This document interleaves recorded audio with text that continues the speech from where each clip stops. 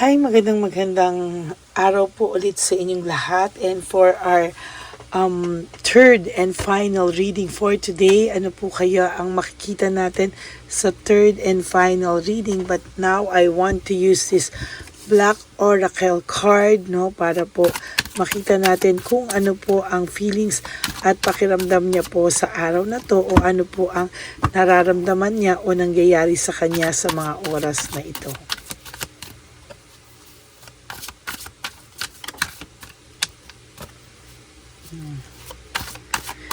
Isasama po natin ito, 10 po nito at 10 po ng tarot, no? Para makita po natin ang pagsasanib puwersa po nila. I hope na panood nyo na po yung first and second reading, no? Bago po kayo tumalon dito, sana po ay panoorin nyo simula first. Ang ganda-ganda po ng first reading natin, followed by the second reading. First time ko pong ginamit ulit for a very long time yung barahang yon. 5, 6, 7. So I hope na mapanood nyo po yon bago po kayo tumalon sa aking third reading of the day. I do hope na napanood nyo na po. And yung reading din po kahapon, very interesting reading, yung second reading of the day po natin kahapon, tingnan nyo po yun, talagang ang lakas din po nung kapit ng energy na yon, the way I have treated you was wrong. Okay, tinawag po yung pansin ko, panay drama daw po ang naging buhay niya, at panay drama na lang din daw po ang nangyayari sa kanya, panay pagpretend at panay drama, sa totoo lang. Ayan po, okay. Ngayon, pipili po tayo dito ng 10 tarot card readings na cards para isanib puwersa po natin.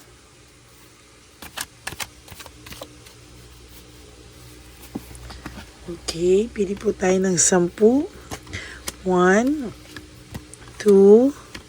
3, 4, 5, 6, 7, 8,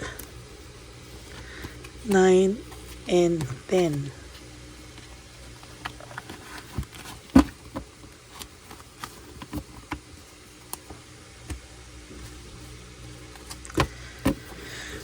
Tingnan po natin ang pagsasanib puwersa ng dalawang baraha. We'll see what is happening, ngayong araw na ito sa kanila. Ano po ang nararamdaman niya sa araw na ito?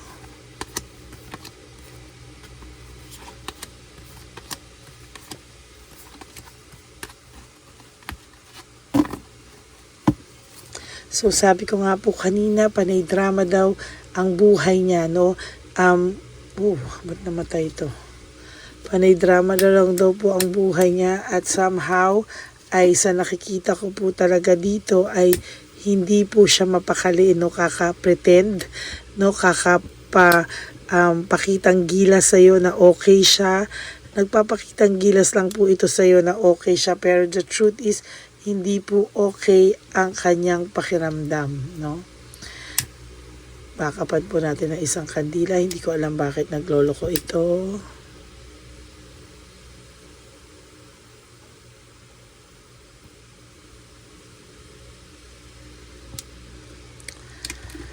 Ayaw niya po magbukas. You deserve better, ang isinasabi niya daw po ay hindi mo deserve kung ano man ang pagtratong nagawa niya sa'yo. As a matter of fact, yan po ay nagpapabigat sa kanya araw-araw, kaya panay drama na lang po ang buhay nito, panay drama at panay pagpapretend, Ang mahirap po kasi nagpe-pretend, panay drama lang ang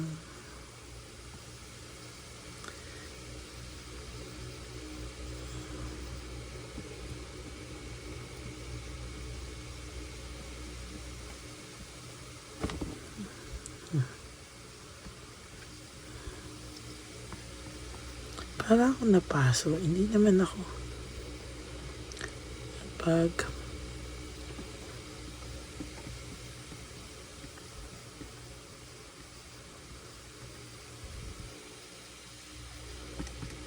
Okay. So, panay drama na lang ang nangyayari sa buhay niya. And somehow, sa nakikita ko po ay pagpe-pretend na lang, no? Diyan na lang po siya talaga, no? Panay na pagdadrama at panay pagpe-pretend na lang po, no? Sa ngayon po, walang nangyayari sa kanila ng third party kung hindi panay anger, argument. Talagang away po dito, away doon. Panay pag-argumento, walang pagkakasundo. Sa nakikita ko po, talagang magulo po silang dalawa. Sabi niya, I want to be different. Gusto na po niyang maiba. No? Gusto na po niyang maging iba. Gusto niya na pong pinagsisisihan niya po kung ano yung mga nagawa niya sa'yo. And somehow, nahihirapan po siya na magbago o paano daw po niya to kakayanin, paano daw po niya ito sisimulan, hindi niya po alam, no?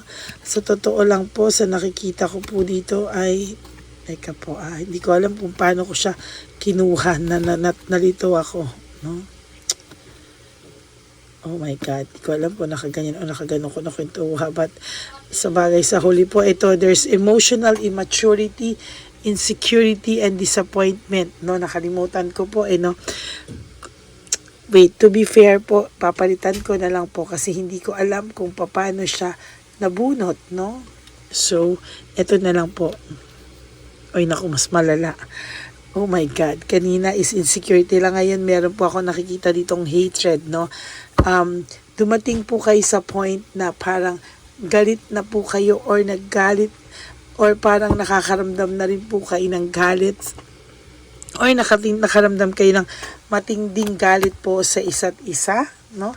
Somehow ay hindi mo po alam pero talagang hindi mo na po maintindihan, ano? Kasi parang sa lahat ng to, ikaw pa po ang sinisi niya. You've triggered me.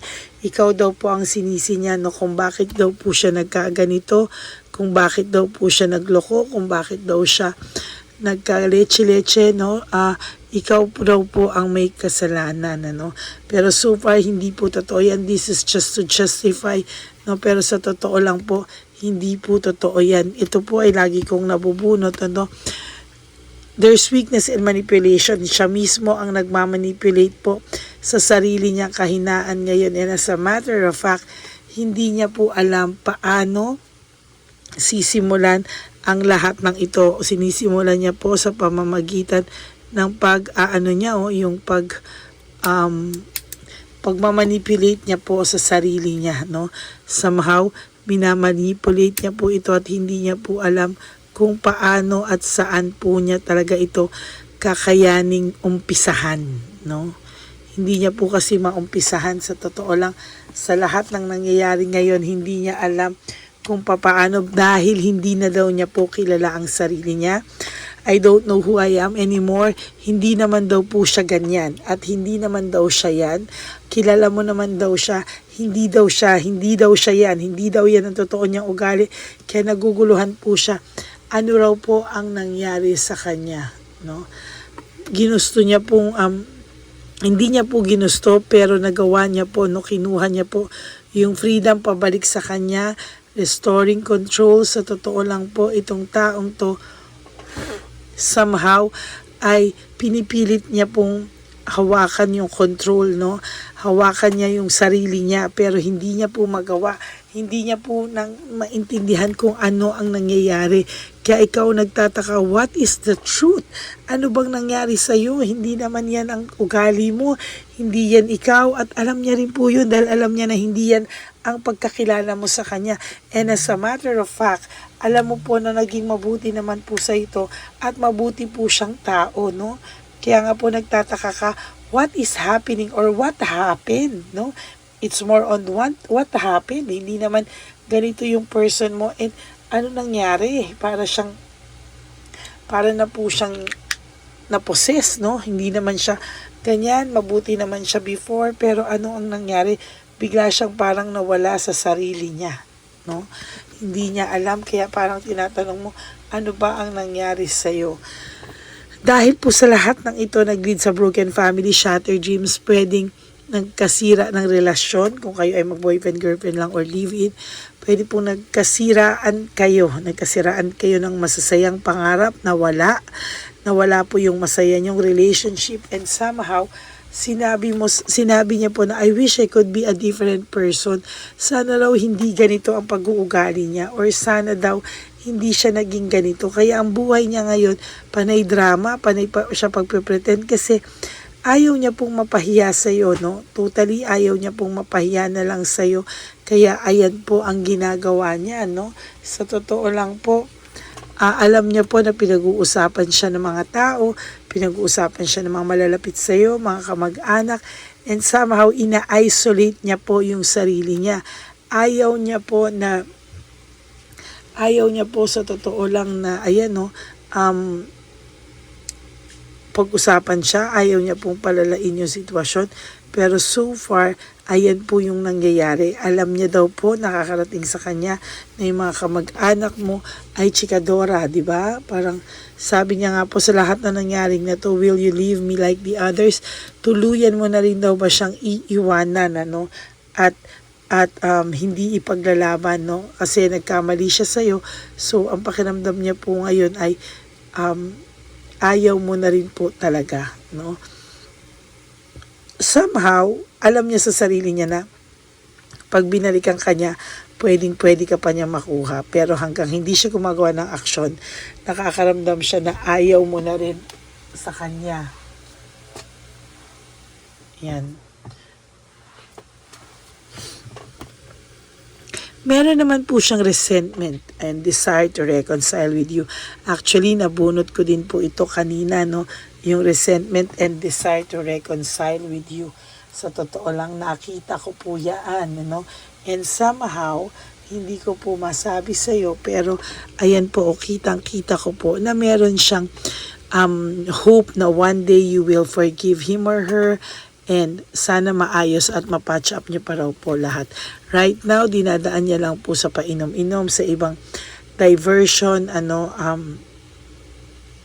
for those of you, meron din po talaga mga luluni, no? Pero for the rest of you naman po, parang mga inom-inom lang naman po, no?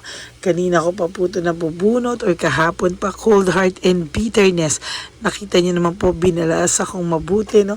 Pero talagang may pagka-cold heart po ang person nyo, and somehow, kahit po kay Chabilitang Palaka o kay Shokoy, talaga pong nagkakalamigan din sila, and they have a bitterness. Yung person mo po, may bitterness sa iyo, may bitterness sa lahat ng nakakasama niya.